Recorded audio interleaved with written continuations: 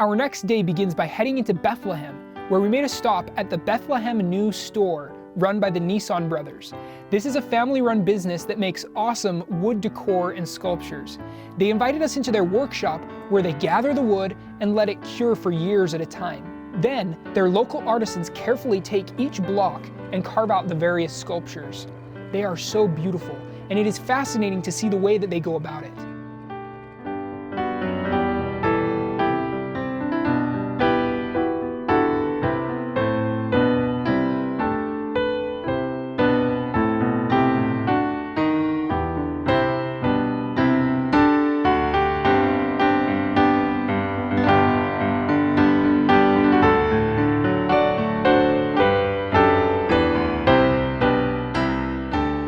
We went upstairs to their actual store, and I just have to say that it looks and feels like a museum. The sheer beauty and scale of some of their carvings is just breathtaking.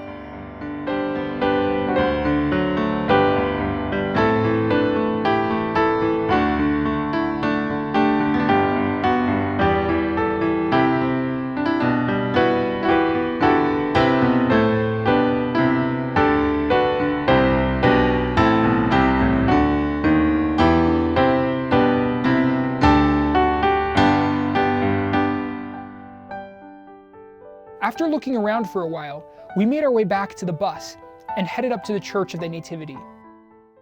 This is the traditional site of Jesus' birth. The doorway to enter is purposefully too small, so as to force all pilgrims to bow down before they enter the building. The symbolism is powerful as everyone enters to pay their respects to the Christ child.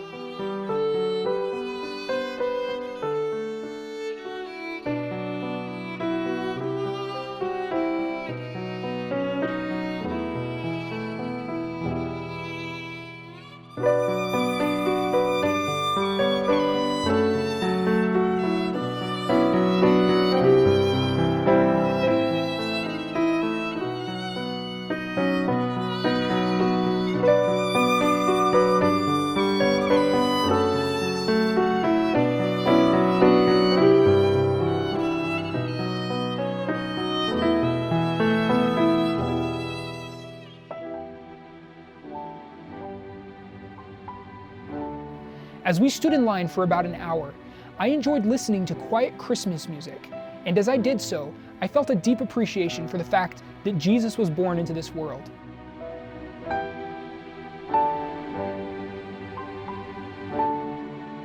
It is beautiful to see Christians of all denominations gathered there to celebrate that pivotal event. I couldn't help but snap a few pictures of the people gathered around the entrance to the grotto. The light reflecting on their faces symbolizes the light of Christ that binds us all together.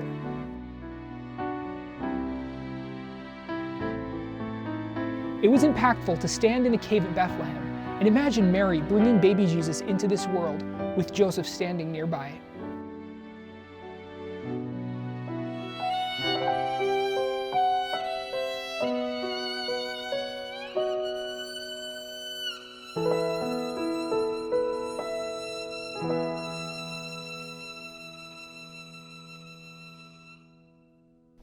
The next stop is a visit to the catacombs underneath the Church of the Nativity, where there are many tombs and ossuaries for young children, most likely from the time when Herod the Great killed all the infants at Jesus' time.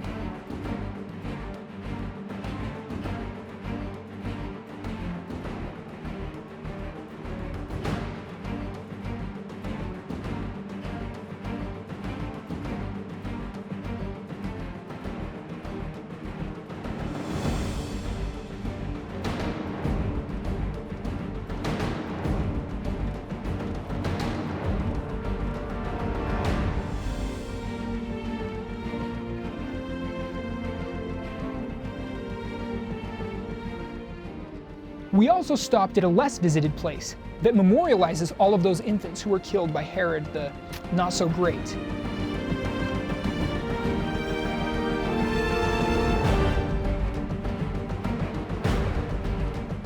The priest even showed us some adult bones in a large burial space, which brings greater meaning to the phrase from the Bible about desiring to be buried with the fathers.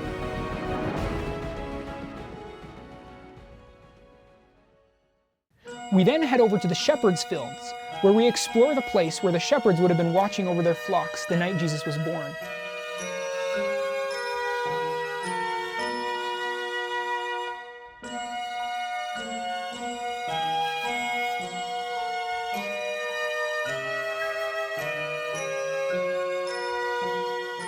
There is another cave, or a grotto, where the shepherds would have kept the sheep safe from the predators.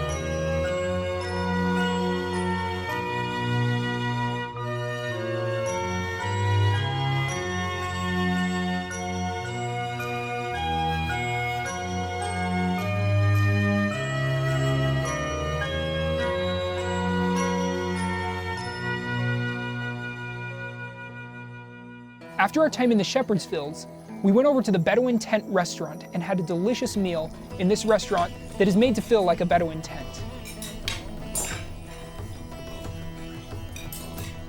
Once our time in Bethlehem is done, we head back to the old city of Jerusalem, where we pass through a chapel which many believe is built over the place where Jesus and his disciples had their Last Supper.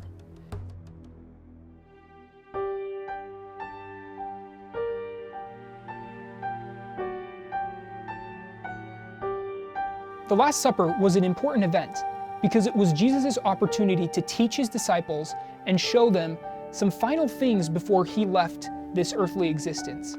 He washed their feet, he taught them, and he administered the sacrament to them. He continued to teach his gospel and tried to help them understand what their role would be going forward. The next location we visit is St. Peter in Gallicantu. This is a beautiful church built on the hillside next to Caiaphas' palace, where Peter denied Christ 3 times.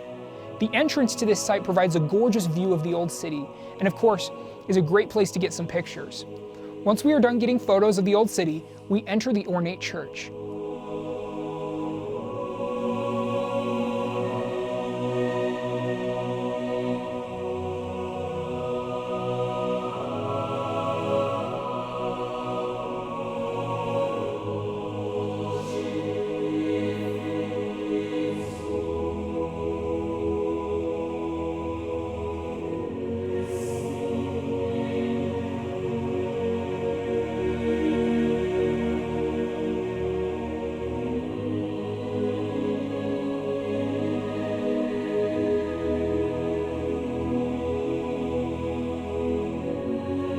After descending multiple flights of stairs, we find ourselves looking at a place where Jesus could have been kept during the trials the day before his crucifixion.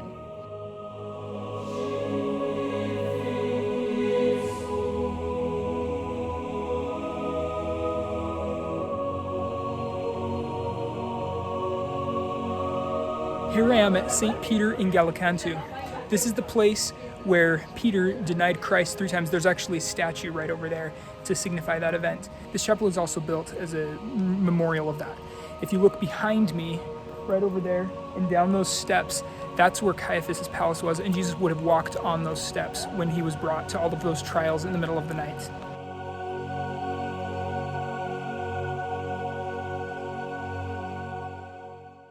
Because it was Friday, the eve of Shabbat, a few of us decided to walk from our hotel to the Western Wall to see the Jews welcoming in Shabbat.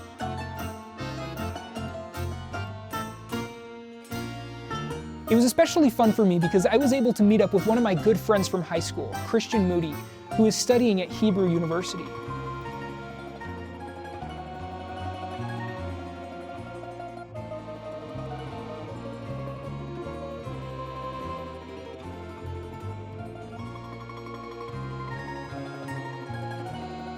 We saw many Jewish families gathered together throughout the Old City, excitedly welcoming in the day of Shabbat.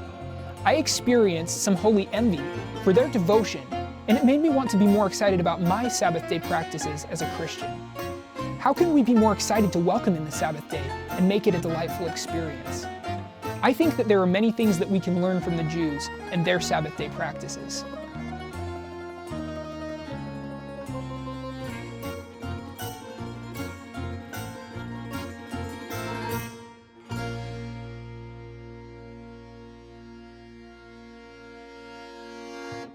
Thank you so much for watching this video. I hope you are learning more about the Savior and increasing your desire to follow Him. Please watch the next video in this series to continue the journey with me, and consider subscribing to this channel.